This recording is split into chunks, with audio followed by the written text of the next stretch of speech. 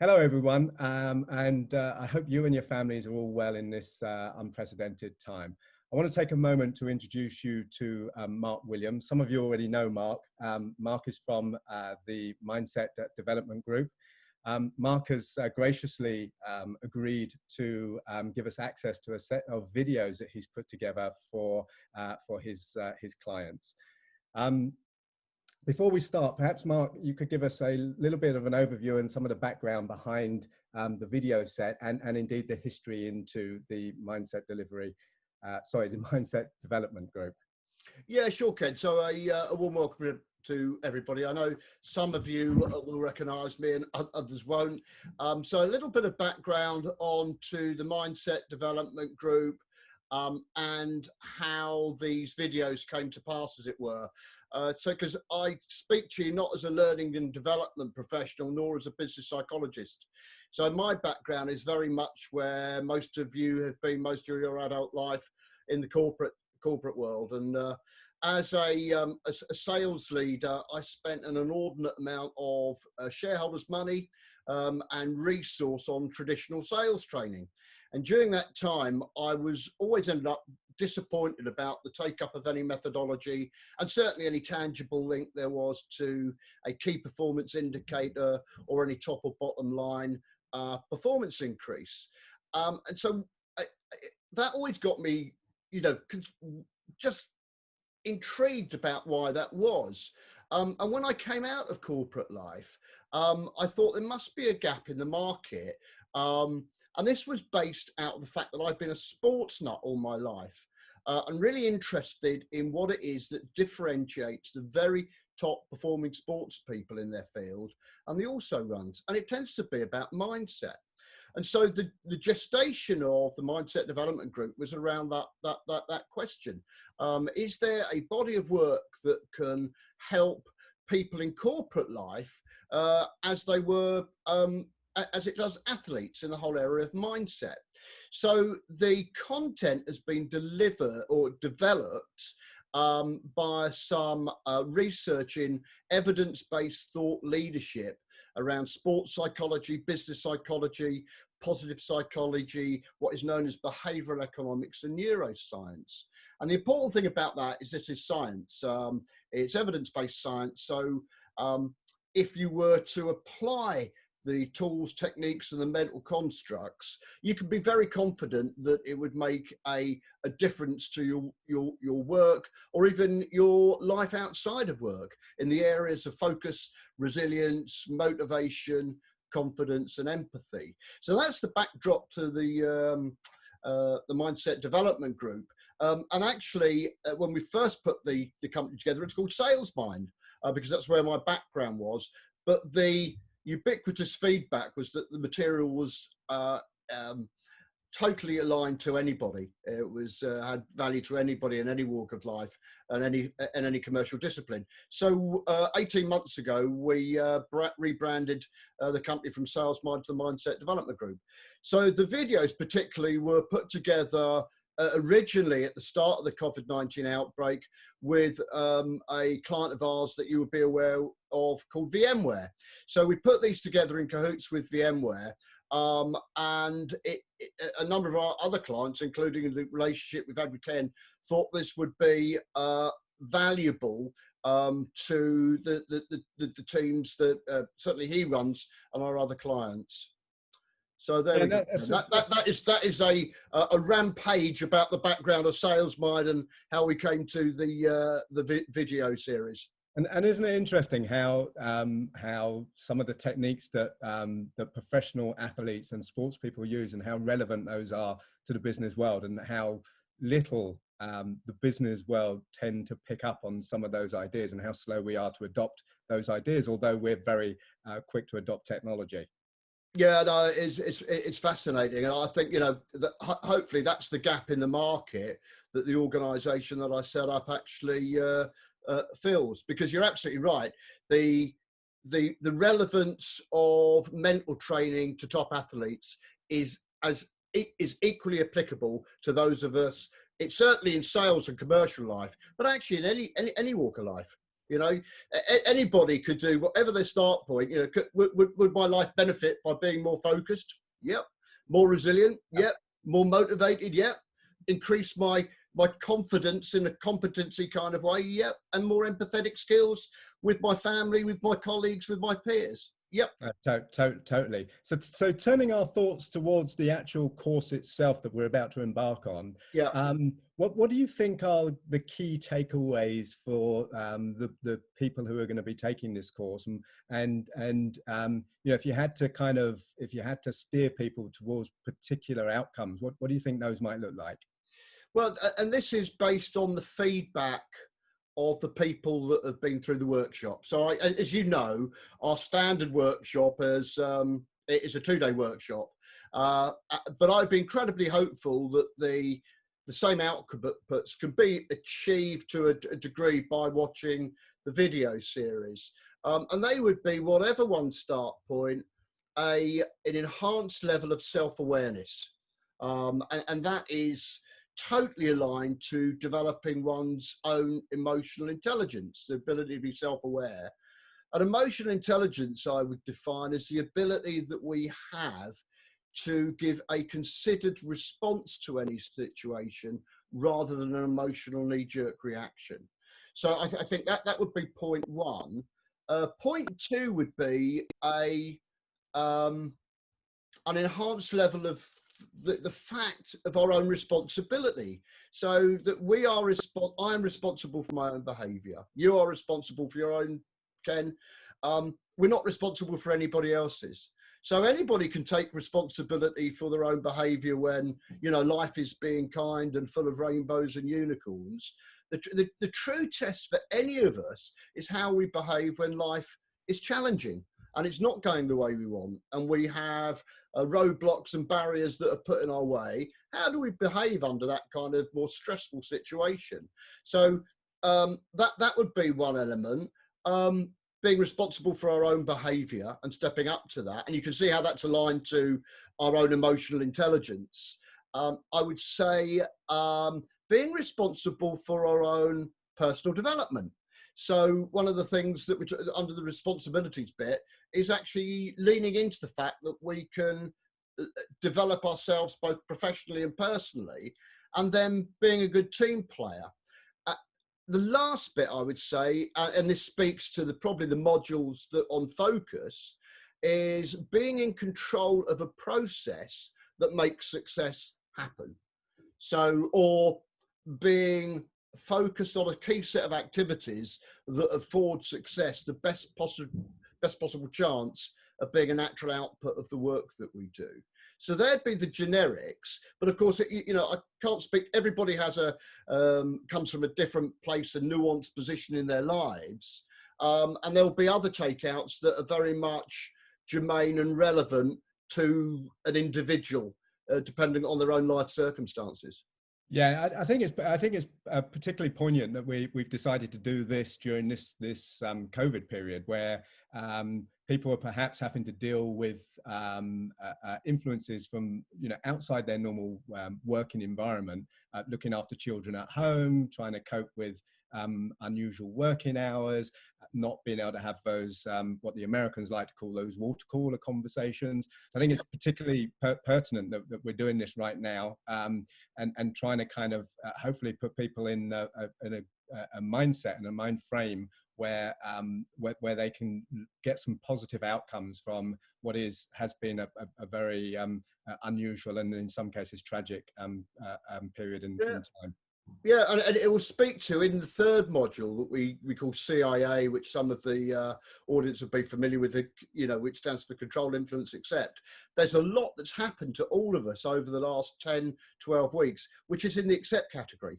We can't control it, we can't influence it. We need to park our emotions towards that and focus on the things that we can control and influence. No, totally. So I'm thinking now about a couple of things. One is that, you know, we've grown exponentially, and about a year and a half ago, you did some work for the team, and so I'm going to guess that 50% of the people who are actually taking this course with you met you during that time, but the other 50% will have no idea about you as an individual and your style. So can you talk a little bit about the style of the video and the kind of, how that's going to work? Yes, and it's interesting, Ken. So what you say, we've had to reinvent ourselves over an 8 to 10 week period, because we were a company that ran workshops.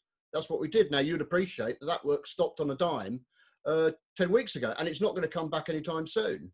So we decided, actually, it was a great opportunity to build our content into a video based delivery on a platform that would help us give us a capability to deliver the content, as I say, virtually. So the style of these videos has been put together in trying to make it multimedia. So you would have some face shots, you'll have some whiteboards, there will be exercises where you need to hit the pause button and write the exercises down, hopefully some meaningful quotes and some key learnings. So we've tried to make it as interactive as possible. So it certainly won't be just a lecture base. So certainly not a boring 15 minutes.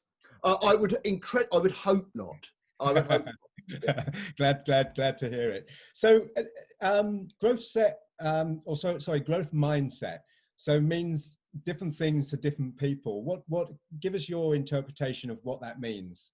Yeah, it's interesting. I was asked this the other day, and how can I sum up growth mindset in a sentence? And I would simply say, we are not chained to our current capabilities. So whatever our start point, if we've got a drive, determination, and desire to get better at anything, we've got the capability to do it. And the neuroscience actually totally supports this. This isn't about just sort of positive thinking, which can be delusional if you're not careful sometimes. This is actually saying, I know that I've got the capabilities to get better. And the neuroscience would support that in what we call neuroplasticity and something called myelination. And myelination is how when you practice, the neurons in your brain actually wire together to develop the skill. And that's a skill that can be negotiations, presentation, could be a physical skill. So growth mindset is all around saying, actually, whatever my start point, I can improve. And obviously the opposite of that is a fixed mindset. And this is where the neuroscience has really been supportive and motivational to us, is that if we would have had this conversation 30 years ago, the science pretty much wasn't there. And people assumed that once you got to 21, 22, it was a fixed set. That was it. That was your capabilities done. But actually, that's been absolutely flipped by modern neuroscience. And so this growth mindset is incredibly motivating to know we've got the capability. But the challenge is it's down to us to put the work in. Yeah. And in your opinion, why is it so? Why is this? Because we hear a lot about it, right? And you turn on your TVs and you're hearing people talking about it all of the time, more so now than ever. But in your opinion, why is it so important now, right now, at this present time? Yeah, so it's a good question. I think because of the situation that we're all faced with in the COVID-19 outbreak has actually presented us with a unique set of circumstances. And I do think it's actually afforded us the chance to, with a growth mindset, develop our capabilities. So with that on board, because we're working from home, it has given us the chance to reflect on the way that we actually lead our lives. And I would encourage people to step up and actually, with the knowledge of growth mindset, is actually take the opportunity to start building time into their schedules where they can develop their skills professionally and personally. And if you think about that thank God we've got the technology. Imagine if we'd had this COVID-19 outbreak 20 years ago. We've got the technology that we're talking about.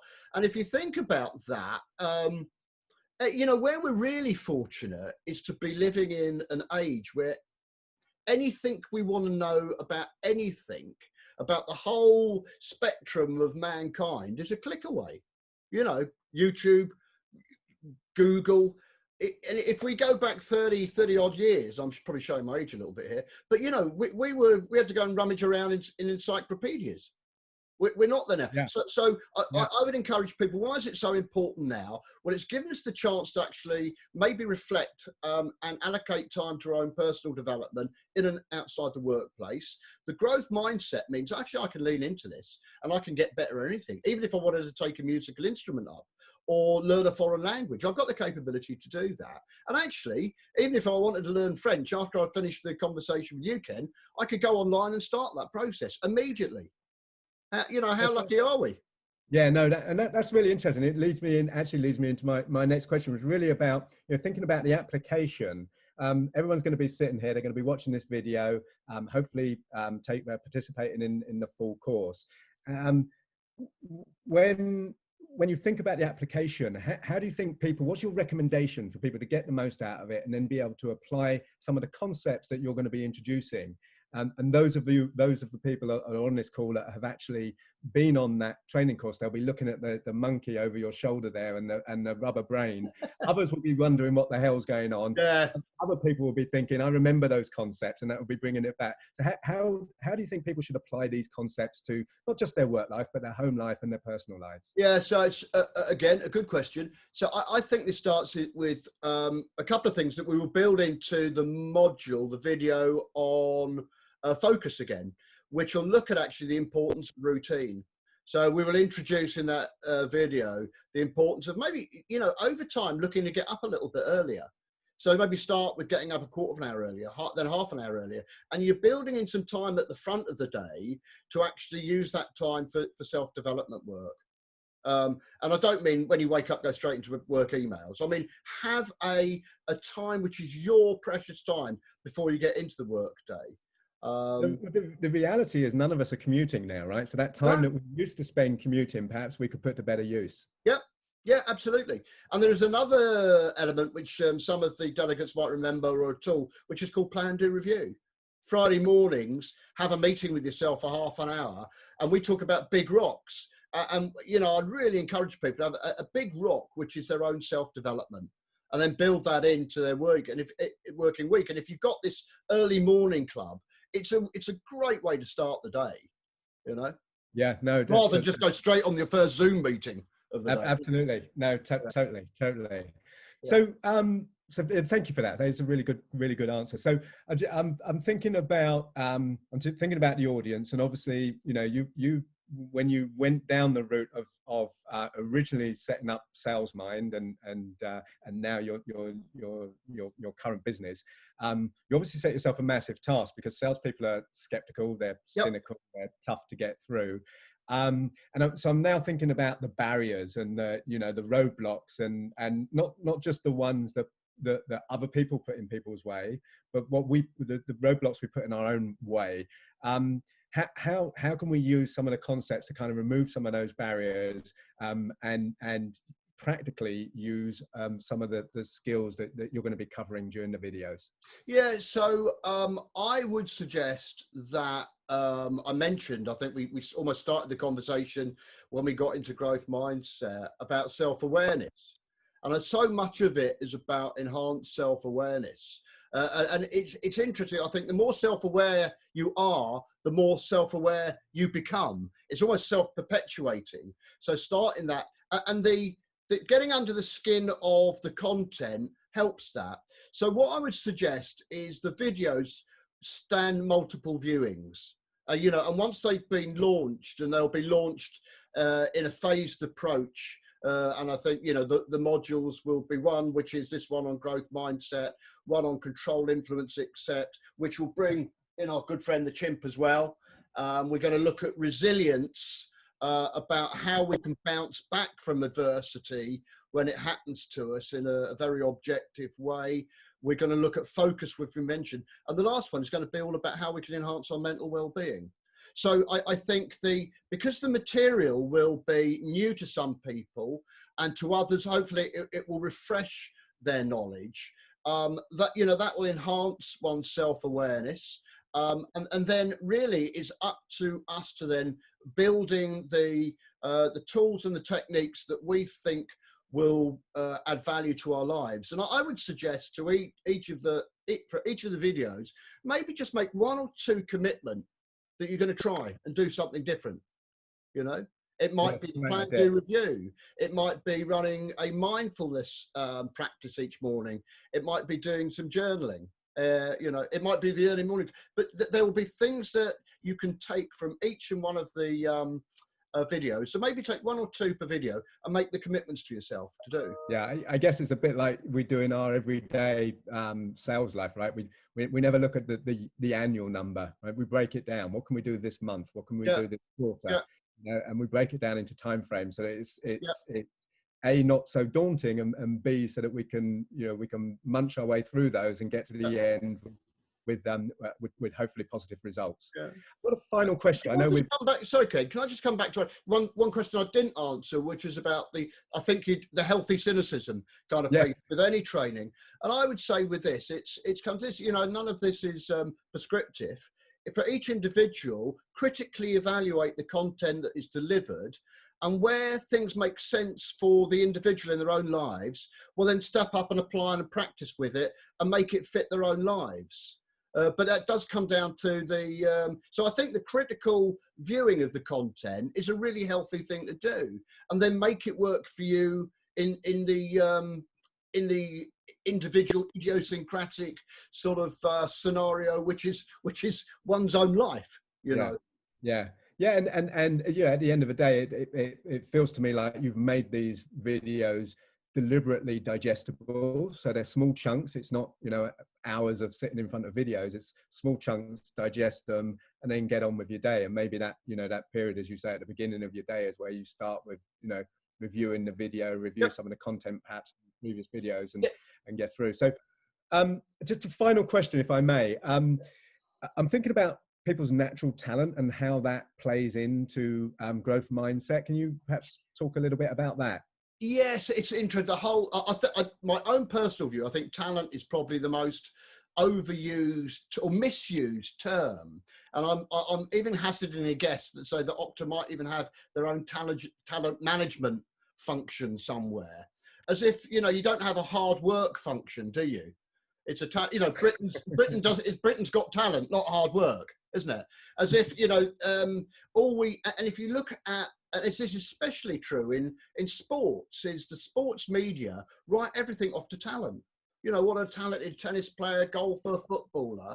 They don't see the you know, Tiger Woods or Rory McIlroy, what a talent. As if they just picked up a golf club and had the God-given right to hit a golf ball. They haven't seen the sort of 20 years of hard work behind that. So I think I would define talent as a natural ability that anyone has to get better with practice, but it's with practice, you know, and it's the hard work and effort that growth mindset supports. So it's not about natural ability. It's about actually hard work, graft, deliberative practice, and putting the hours in.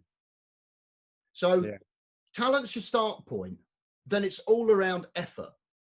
Deliberate practice and effort and hard work and dedication. So I come back to these 3 Ds. Have you got the drive, determination, dedication to get better at anything?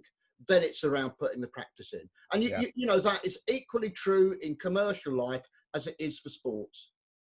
And yeah, so that's really interesting, because whilst we jokingly talk about the kind of less flattering side of being a salesperson, the cynicism and all of that. The reality is people get into sales because they have exactly that mindset, right?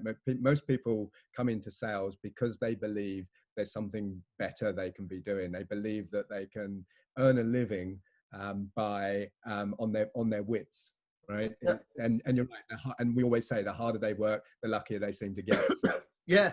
That plays into exactly what you've just said. Yeah. So Mark, look, I thank you so much for making this course available to my team and myself. I'm really excited about kicking this off and launching it and seeing the results that it has for the team. I know the work we've done with you previously has been well received by those that have been on it. And I'm very grateful that I always have to think what you're called now, because of course I always still think of you as Sales Mind, but that's quite all right. Yeah. Yeah. So the rebranding is still work in progress. Yeah. Well, whatever you want to call yourself, I'm very grateful for making this content available to us, Mark. Pleasure. And what we'll do, we'll finish up, Ken, as we discussed, with an online clinic. So once the team have had the opportunity to digest the videos, then at the end of the program, we'll run an online clinic where we'll answer any questions around the content, the applicability, roadblocks, challenges, like, you know, is a wide range online clinic that enable us to do that. That's super. Cool. Thanks again, Mark. Thank you for your time. No, absolute pleasure. Cheers.